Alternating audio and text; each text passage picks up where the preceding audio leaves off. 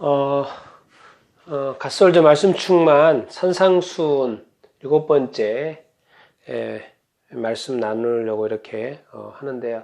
사실 오늘 말씀만큼 사실 실천하기가 쉽지 않은 말씀이 이렇게 없습니다. 왜냐하면 악한 자를 대적하지 말고 원수를 어떤 사랑하라는 말씀이기 때문에 그렇습니다. 마태복음 5장 38절에서 4절, 48절 이렇게 말씀인데요. 왜 이렇게 말씀을 이렇게 어렵게 하시는 걸까요? 뭔가 우리한테 자꾸 지금까지 살았던 습관의 어떤 정반대, 지금까지 우리가 가지고 있던 기본 어떤 개념, 이런 개념과 이게 정반대되는 것을 자꾸 예수님은 또 하나님은 요구를 이렇게 하고 있습니다. 왜 그럴까요? 분명 이유가 있겠죠. 한번 그 답을 한번 찾아가 보십시다. 자, 구약은 뭐죠? 율법의 마인드죠. 율법의 마인드이기 때문에 아주 간단하죠. 뭐의 마인드입니까? 심판의 마인드입니다. 뭐죠? 심판의 마인드. 그리고 이제 우리가 이 땅에 있는 어떤 세상의 어떤 문화, 지금 우리가 가지고 있는 세상의 어떤 문화, 어떤 세상의 어떤 법의 문화, 이렇게 있죠.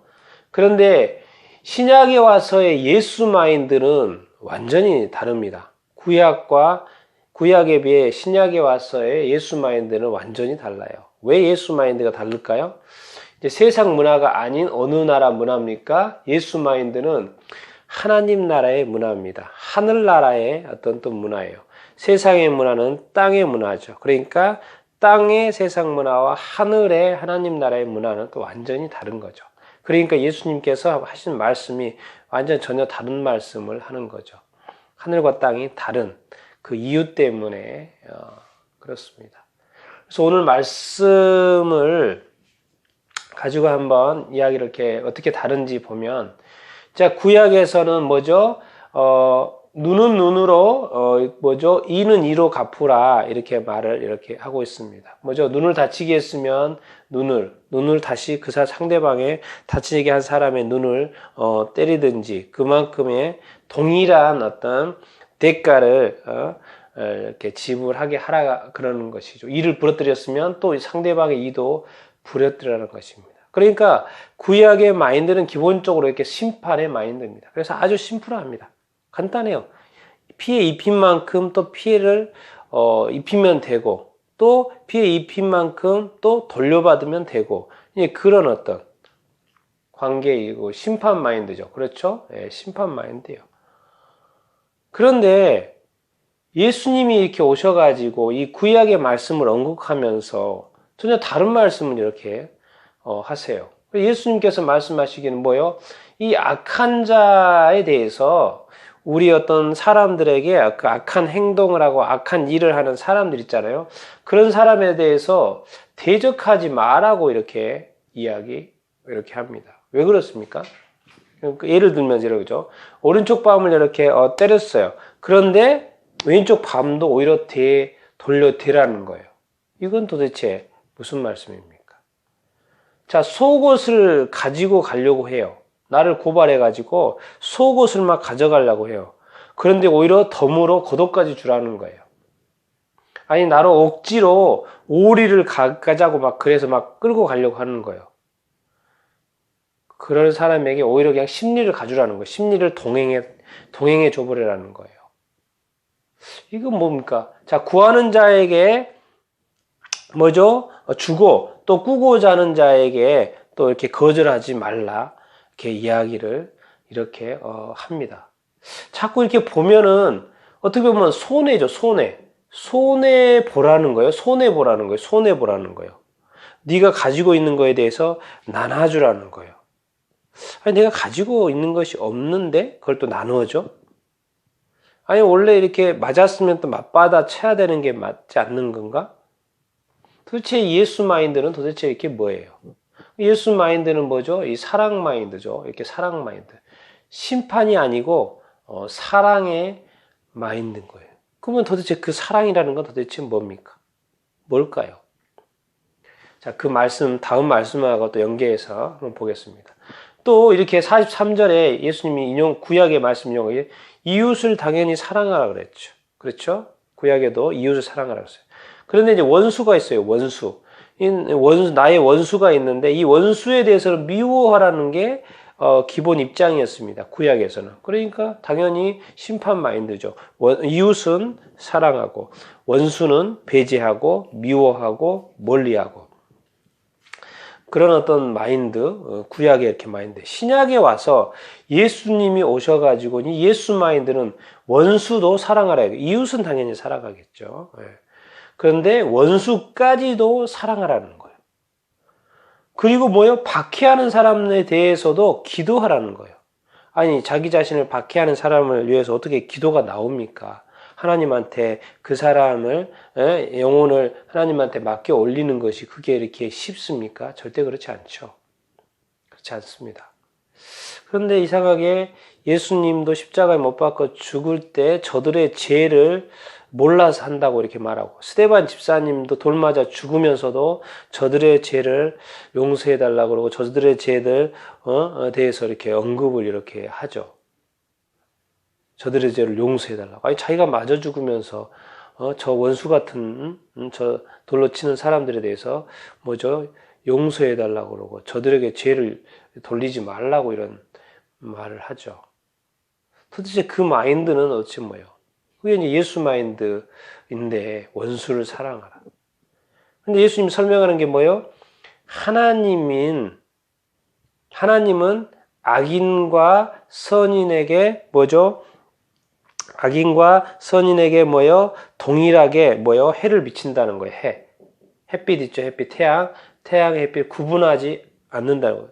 태양은 하나님이 만드신 거고, 그래서 선한 사람한테만 햇빛을 비춰주고 악한 사람한테 햇빛을 안 비춰주고 그런 게 아니라는 것이죠. 또 의로운 자와 불의한 자에 대해서 뭐요? 이제 비를 내리는데 농사 지을 때 비가 안 오면 어떻게 안 되죠.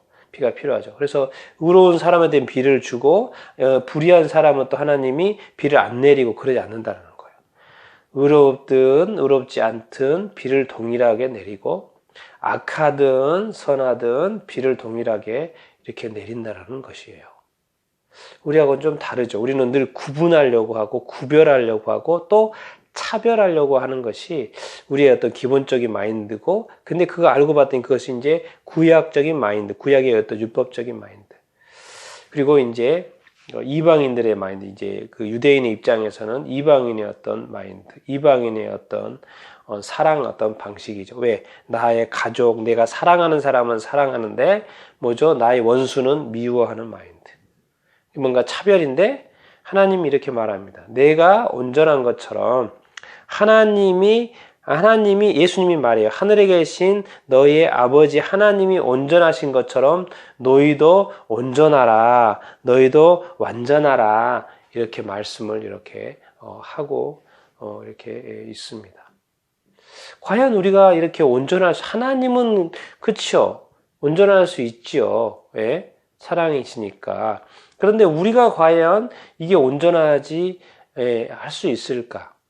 근데 왜 우리는 온전하지 하기가 쉽지 않다고 생각합니까?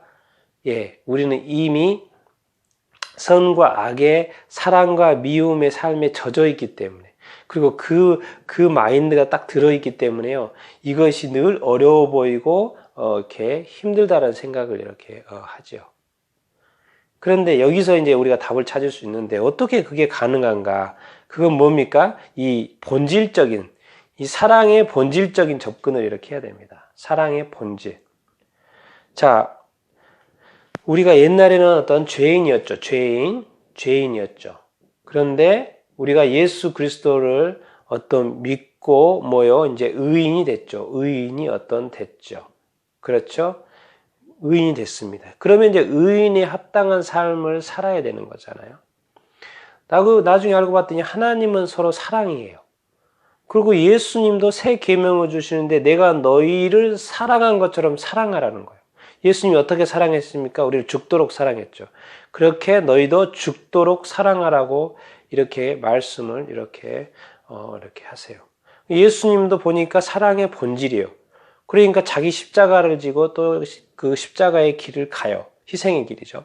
그런데 우리 보고도 십자가에 자기를 부인하고 자기 십자가를 지고 이렇게 따르라고 이야기를 이렇게 합니다. 그러니까 우리가 이제 의인이 됐다는 것은 사랑의 사람이 된 거예요. 사랑의 어떻게 보면 본질이 우리의 것이 이렇게 된 것입니다. 자, 봅시다. 자, 사랑이에요. 우리가 본질이 어떻게 이렇게 사랑입니다. 그런데 누군가를 이렇게 미워해요. 누군가를 품지 못해요. 누군가를 용서하지 못해요. 그러면 그게 사랑입니까? 그럼 사랑이 아니죠. 사랑은 그 사람을 용서하는 것이고 그 사람을 다시 받아들여 주는 것이고 그 사람과 다시 이렇게 화해하는 것이고 그 사람과 다시 이렇게 화목하는 것이에요. 그런데 우리는 한번 마음이 상하면은요, 뭐죠? 그 사람하고 아주 원수지간으로 오랫동안 지내죠. 그런데 이 사랑은 자꾸 뭐예요? 품어주는 것이고 용서하는 것이고 7번을 70번씩 해서 용서하는 거라고 이렇게 말을 이렇게 하고 있습니다. 사랑의 본질대로 반응해요, 하나님은. 사랑의 본질대로 반응하는 거예요. 그러니까 사랑이 뭔가 사랑과 미움을 구분하는 순간 그것은 반쪽짜리 사랑이 되어버린다는 것이죠. 온전한 사랑이 아닌 거죠. 그러니까 미움조차도 품어야지, 용서를 해야지, 뭐죠? 온전한 사랑이 되는 거죠. 그러니까 사랑의 성격대로, 사랑의 본질대로 반응을 이렇게 해야 되는 것이죠. 그런데 구약에는 심판이 있었어요. 그럼 왜 신약에는 심판이 없는 거죠? 아니죠. 심판이 없는 게 아니고 이 심판이 뭐죠? 뒤로 미루어진 거죠. 최종 심판으로. 하나님의 백보자 최종 심판으로 미루어졌어요. 심판 안 한다는 게 아닙니다. 심판을 누구한테 맡기라는 거예요? 우리 자신이 누군가를 심판을 하지 말고 뭐예요? 그것을 하나님께 맡기라는 거예요. 그 하나님이 백보자 심판을 이렇게 하신다는 거죠. 이 심판의 결과는 뭡니까? 천국과 지옥이죠. 하나님께 맡기라는 거예요. 그래서 뭐예요? 지금은 어느 때라는 거예요? 지금은 심판의 때가 나중에 정말 엄청난 심판의 때가 올 텐데 지금은 뭐하는 때라는 것입니까? 지금은 사랑의 때고 구원의 때고 은혜 베풀 때라는 것입니다. 그래서 은혜 베풀 자에게 은혜를 베푼다고 말씀하시지 않습니까? 긍휼히 여기는 자를 또 긍휼히 여겨준다고 하지 않게 않습니까? 우리는 다 하나님 앞에 설 것입니다. 그리고 우리는 다 하나님 앞에 들어갈 것입니다. 그래서 이 땅에서 뭐죠? 우리는 사랑 연습을 하는 거예요. 어떻게 보면 사랑 테스트를 계속 받고 있는 거죠. 이 사랑의 본질적인 어떤 사랑의 테스트를 우리는 지금 받고 있습니다. 미움 테스트는 할 필요 없죠. 누구나 다 미워하니까. 이게 상식적인 이 세상의 마인드니까. 그럼 우리는 뭐예요? 이 하나님 나라의 문화에 예수 마인드를 가져야 되는 사람이에요. 그러니까 사랑으로 미움조차도 품어버리는, 그래서 그것이 온전하게 되는, 사랑이 본질이기 때문에 반쪽짜리 사랑하지 않고 뭐예요? 그냥 온전히 사랑해버리는, 모두를 사랑해버리는, 모든 것을 품어버리는 그런 어떤 사랑,